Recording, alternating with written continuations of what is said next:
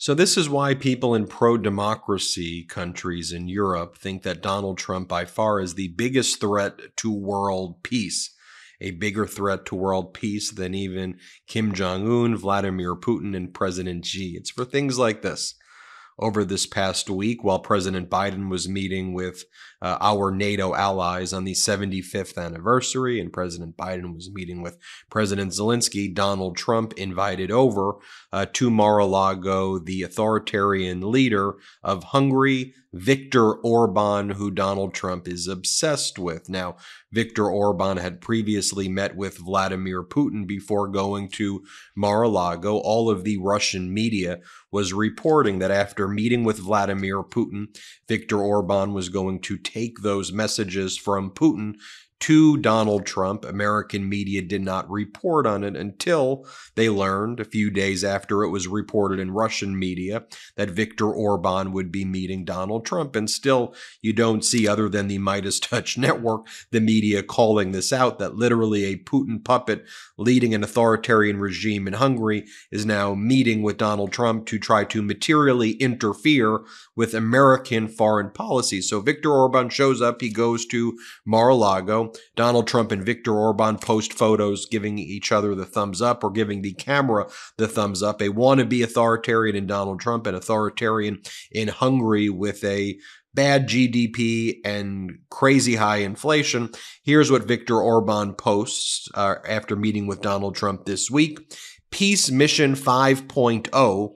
It was an honor to visit President at real Donald Trump. He's not the president, and there should not be foreign intervention like this in our country at all. At Mar-A-Lago today, we discussed ways to make #peace the good news of the day. He's going to solve it! Exclamation point. And to be clear, what that message means is that Donald Trump would give Ukraine to Vladimir Putin and would withdraw any support from the United States to NATO and from Ukraine. That's what that message is.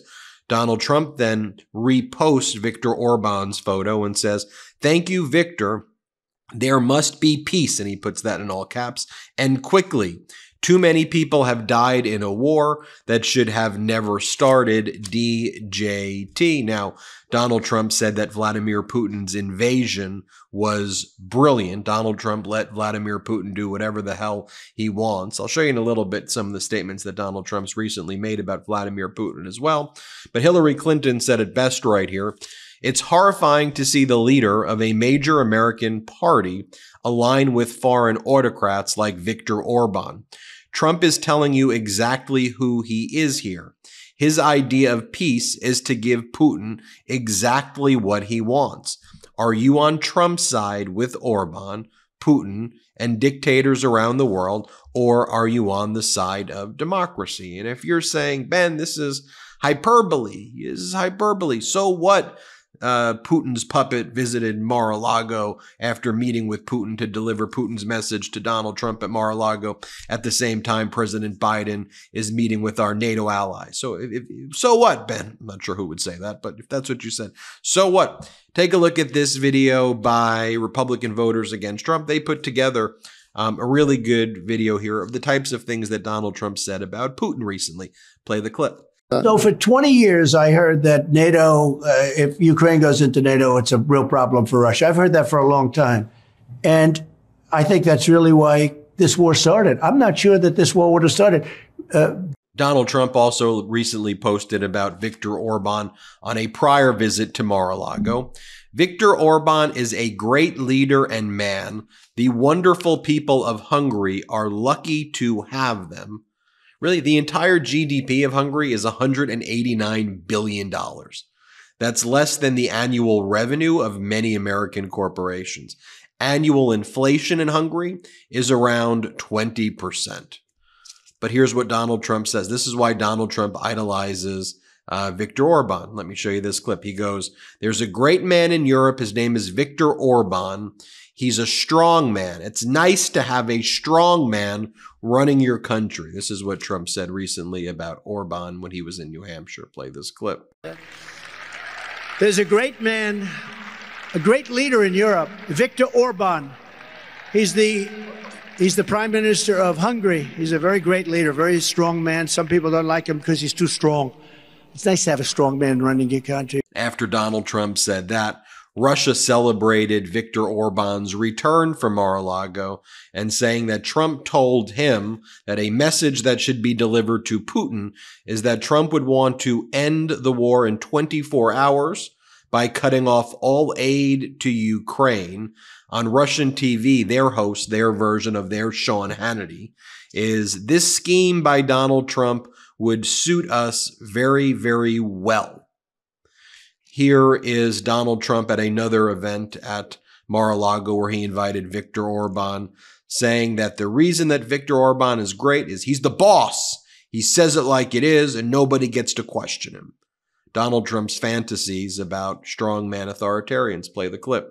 There's nobody that's better, smarter, or a better leader than Viktor Orban. He's fantastic. He's as you know, the Prime Minister of Hungary. And does a great job. He's a non-controversial figure because he said this is the way it's going to be, and that's the end of it, right? He's the boss. And you know, he's a great leader, fantastic leader in Europe and all over the world. They respect him. It's an honor to have you with us, Viktor. Very great honor. I'm going to show you what President Biden said about Viktor Orban in a moment, but let me just show you one more clip of Donald Trump talking about Orban. Play the clip. World War III if we're not careful. I was very honored, a very great head of a country.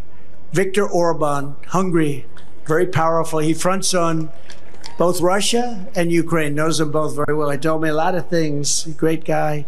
But they asked him about... I think you get the picture right here. How much do you think you're paying in subscriptions every single month? I think the answer is probably more than you think. Over 74% of people have subscriptions they've forgotten about. I definitely did, like the time I forgot I subscribed to a certain streaming service. But thanks to Rocket Money, I'm no longer wasting money on the ones that I forgot about. You see, Rocket Money, it's a personal finance app that finds and cancels your unwanted subscriptions. It monitors your spending and helps you lower your bills so that you can grow your savings. With Rocket Money, I have full control over my subscriptions and a clear view of my expenses. I can see all of my subscriptions in one place, and if I see something I don't want, Rocket Money can help me cancel it with just a few taps.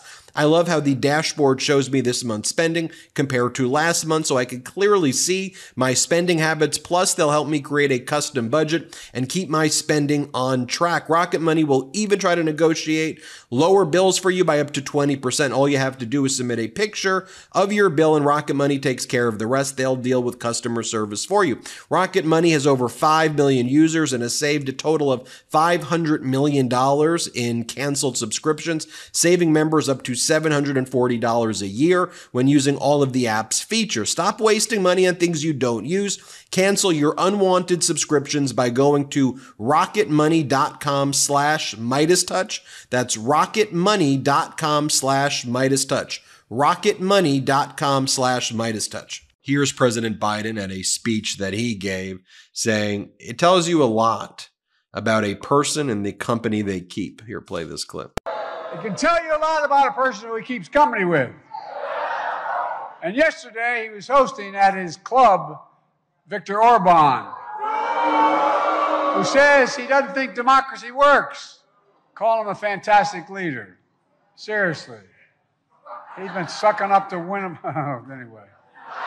We recently did a video here at the MeidasTouch Network. Props to our entire team of editors who put this thing together fairly quickly, which was comparing President Biden's speech from this past week at NATO, addressing the world, to Donald Trump's speech. Same time Donald Trump gave the speech, where Donald Trump was talking about how he's never even heard of what NATO was until he took office. Here, play the clip.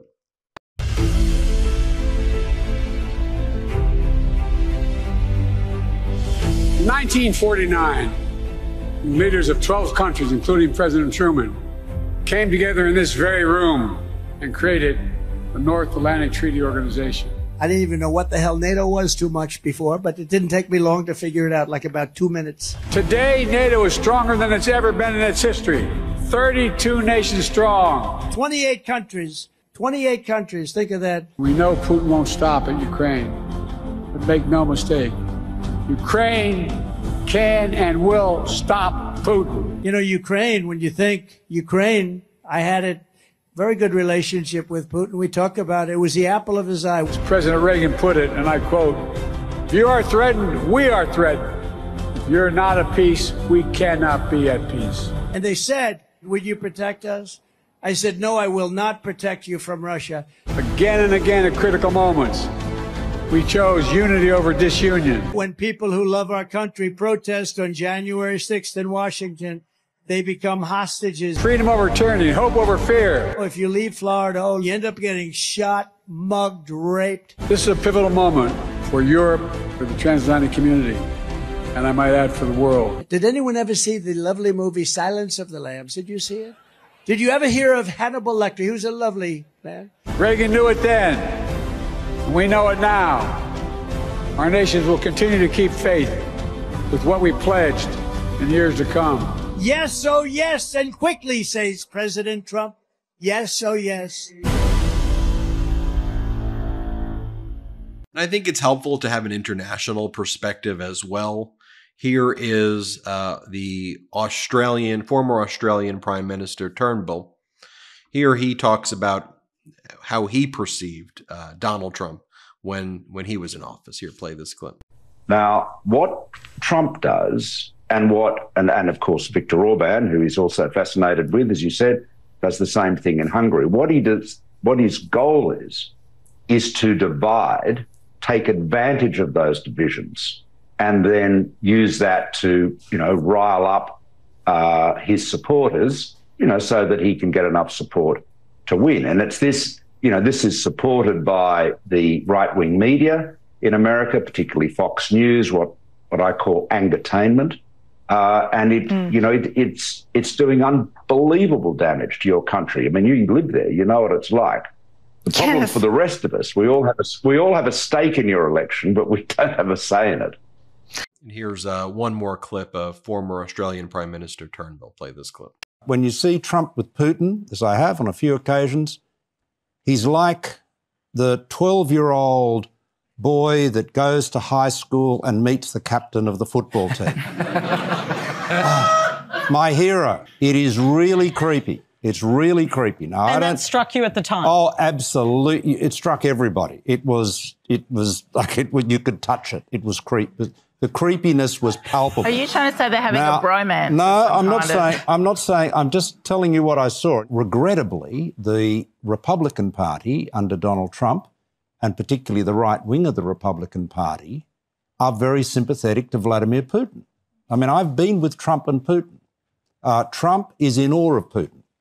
Tyrants are often popular. You see, the key to democracy, liberal democracy, is that it empowers the majority, but it also, through the rule of law, constrains the majority.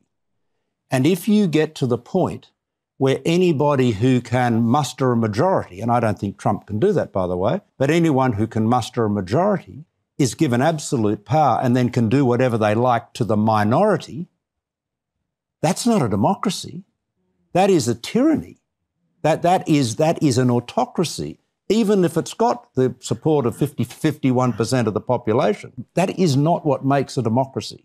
A democracy, as we understand it, is one where the rule of law protects all citizens and the rule of law applies to all citizens, whether they're the president or the prime minister or an ordinary, elector. I think that says a lot right there. And I think this should be the focus of the media. I know the media doesn't focus on any of these issues, but we're going to keep focusing on them here at the MeidasTouch Network. We'll keep pushing them. What's more important than things like this and Project 2025 and talking about our climate and talking about women's reproductive rights, talking about how Donald Trump wants to be a dictator on day one? It's about democracy. It's about the survival of our democracy. Hit subscribe. Let's get to 3 million together. Thanks for watching. Love this video? Make sure you stay up to date on the latest breaking news and all things Midas by signing up to the MeidasTouch newsletter at MeidasTouch.com/newsletter.